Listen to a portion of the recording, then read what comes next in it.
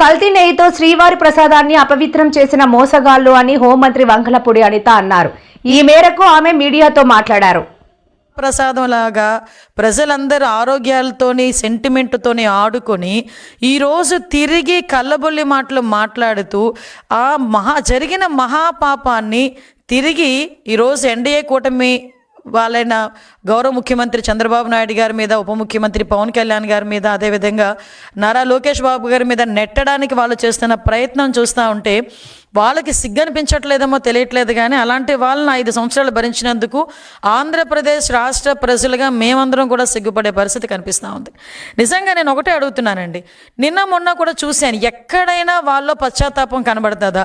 ఎవడైనా బయటకు వచ్చి అయ్యో తప్పైపోయిందని లెంపలేసుకుంటాడా? కనీసం బయటకు వచ్చి ప్రజల ముందుకైనా బయటకు వచ్చి అయ్యో తప్పైపోయిందని మాట్లాడతాడా అనుకుంటే వాళ్ళ పరిస్థితులు చూస్తా అంటే కల్తీ ఎక్కడ జరిగింది అంటాడు ఒకడు వచ్చి, కల్తీ జరగలేదని సిబిఐ రిపోర్ట్ ఇచ్చింది అంటాడు ఒకడు వచ్చి, బయటకు వచ్చి ఒకడు జంతు కొవ్వు కలవలేదు కదా అని అంటాడు ఒకడు వచ్చి బయటికి.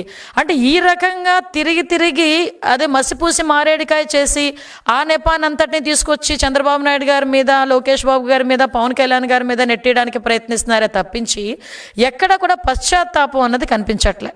నేను ఒకటే స్ట్రైట్ క్వశ్చన్ అడుగుతున్నా. ఈరోజు 1 కాదు 2 కాదు మొత్తం 4 నివేదికలు ఈరోజు చాలా క్లియర్గా, అరే నాయన నువ్వు చేసిన పరీక్షల్లో నెయ్యిలో కల్తీ జరిగింది, కొన్ని రిపోర్ట్స్ అయితే అది నెయ్యే కాదు రసాయనాల ముద్ద అని చాలా క్లియర్గా తేటతెల్లం చేసినాయి. ఈరోజు ఫర్ ఎగ్జాంపుల్ 2022లో వైసీపీ గవర్నమెంట్లోనే మీ చైర్మన్, మీ బాబాయ్ వైవి సుబ్బారెడ్డి ఉన్న టైంలోనే ఒక రిపోర్ట్ వచ్చింది, దానికి సంబంధించి పరీక్ష ఆధారంగా ల్యాబ్ రిపోర్ట్ వచ్చింది. అది కూడా సిఎఫ్టిఆర్ఐ రిపోర్ట్ ప్రకారం central food technological research institute Mysore, అందులోని చాలా క్లియర్గా అడల్ట్రేషన్ జరిగింది, కల్తీ నెయ్యి ఉంది, అందులో పామ్ ఆయిల్ ఎక్కువగా ఉంది అని చెప్పి ఆ రోజు రిపోర్ట్ ఇచ్చింది.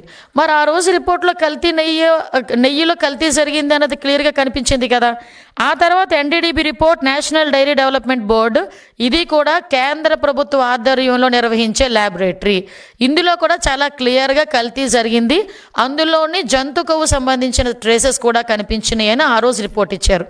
తర్వాత NDRI report, national dairy research institute వాళ్ళు కూడా కల్తీ జరిగింది, ఆ కల్తీ నెయ్యి అయితే అందులో ఉంది, ఉపయోగించిన నెయ్యి అయితే రసాయనాల ముద్ద అని చెప్పి ఆ ల్యాబ్ రిపోర్ట్ కూడా బయటకు వస్తే కొంతమంది అంటారు అందులో జంతు కొవ్వు కలపలేదని చెప్పారు కదా అన్నారు.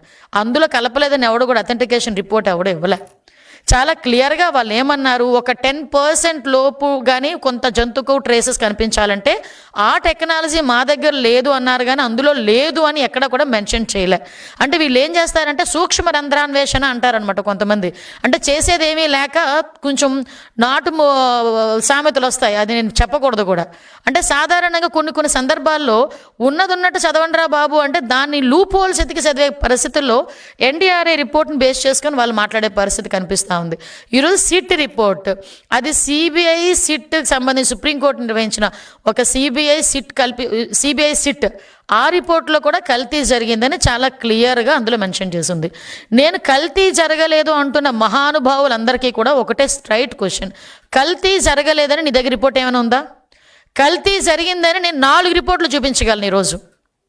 గవర్నమెంట్ పరంగా నేను 4 రిపోర్ట్లు చూపిస్తా. నీ హయాంలో lab report, NDDB report, NDRI report, అదేవిధంగా సిఎఫ్టిఆర్ఐ రిపోర్టు, సిట్ రిపోర్టు, 4 రిపోర్ట్లు నేను చూపిస్తా.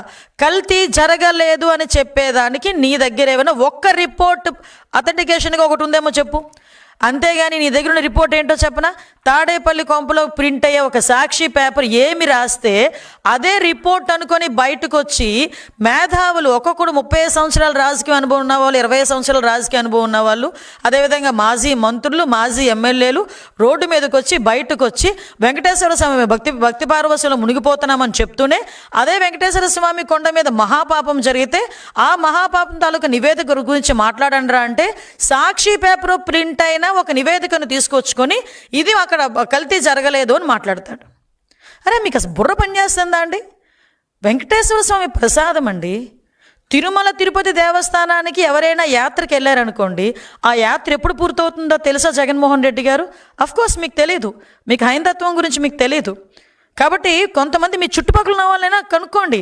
చాలామంది అక్కడ మీ బాబాయ్ గారు వైవి సుబ్బారెడ్డి అక్కడ చైర్మన్ చేశారు, మీ పక్కనే ఉన్న భూమన్ కరుణాకర్ రెడ్డి, చెవిరెడ్డి భాస్కర్ రెడ్డి, ప్రతిసారి ఎంతో కొంతమందిని తీసుకెళ్లే మీ మహిళా మంత్రులు చాలామంది ఉన్నారు కదా, వాళ్ళందరినీ అడగండి యాత్ర ఎలా కంప్లీట్ అవుతుందంటే కొన్ని ఏరియాస్లో కానీ చాలా మట్టుకు తిరుమల తిరుపతి దేవస్థానంకి వెళ్ళి వెంకటేశ్వర స్వామిని, ఆ కలియుగ వెంకటేశ్వర స్వామిని మనస్ఫూర్తిగా దర్శించుకొని ప్రసాదాన్ని కాలికి తగలకుండా, కిందన కూడా పెట్టకుండా, చెప్పులతో కూడా చెప్పులు వేసుకొని కూడా ప్రసాదాన్ని చేతిలో పట్టుకోకుండా ప్రశాంతంగా ఇంటికి తీసుకొచ్చి పూజ గదిలో పెట్టి పూజ చేసి 10 మందికి చుట్టుపక్కల ఉన్న వాళ్ళకి ప్రసాదాన్ని పంచి అప్పుడు వాళ్ళ దీక్ష విరమణ చేస్తారు. అది తిరుమల తిరుపతి దేవస్థానం తాలూకా యాత్ర మహత్యం. అప్పుడే యాత్ర కంప్లీట్ అన్నట్టు. ఒక ముడుపు కట్టుకొని ఎంతో ఆశతో ఆ ముడుపు తీసుకెళ్ళి ఆ తిరుమల తిరుపతి దేవస్థానంలో వేసి ప్రసాదం తెచ్చుకుంటారు. మీరు తిరుమల తిరుపతి దేవస్థానానికి వెళ్ళిన తర్వాత తిరుపతి వెళ్ళామంటే దర్శనం బాగా జరిగిందా ఫస్ట్ క్వశ్చన్. సెకండ్ క్వశ్చన్, ప్రసాదం ఎక్కడ? ఇది కామన్గా ఎంత కోటీశ్వరుడైనా అపర కోటీశ్వరుడైనా కూడా తిరుమల తిరుపతి దేవస్థానంకి వెళ్ళాను, తిరుపతి వెళ్ళాను అంటే ప్రసాదం తెచ్చావా అని అడుగుతారు. అంటే తిరుమల తిరుపతి దేవస్థానంలో కలియుగ వెంకటేశ్వర స్వామి దర్శనం ఎంత గొప్పో, ఆ కలియుగ వెంకటేశ్వర స్వామి దర్శనం తర్వాత ఆయన ఇచ్చే ప్రసాదాన్ని కూడా అంత గొప్పగా స్వీకరించేటంత సనాతన ధర్మం కలిగిన మన హైందవత్వం ఇది. అటువంటి ప్రసాదాల్లోని నెయ్యి అన్న ఒక పదార్థం అనేది చాలా ప్రాంప్ట్ అనమాట. ఎందుకంటే పోటు పక్క నుంచి వెళ్తే ఆ నెయ్యి గుమగుమలకి ప్రసాదం ఇక్కడ తయారు చేస్తున్నారు అని ఈవెన్ దో మన సంచిలోని ఆ ప్రసాదం తెచ్చుకున్న ఆ గీ స్మెల్ కొన్ని రోజులు పోదు. అంటే అంత మంచి గీ వాడతారు. ఏమండి ప్రసాదాల్లో తయారు చేసిన నెయ్యిని కూడా కల్తీ చేశారంటే వీళ్ళు కల్తీ బతుకుల గురించి మనం ఒక్కసారి ఆలోచిస్తే జుగుప్సాకరంగా కనిపిస్తుంది. నిజంగా ఎలాంటి వాళ్ళైనా ప్రజలు కూడా ఈరోజు ఆలోచిస్తున్నారు. వాళ్ళలో కూడా ఏంటండి, వాళ్ళు వాడే రసాయనాలు ఏంటి, 60 లక్షల కిలోల పామాయిల్, 60 లక్షల కిలోల పామాయిల్ ఉపయోగించారు. పామ్ కెర్నల్ ఆయిల్ ఉపయోగించారు. 8.90 లక్షల acetic acid, Easter, lactic acid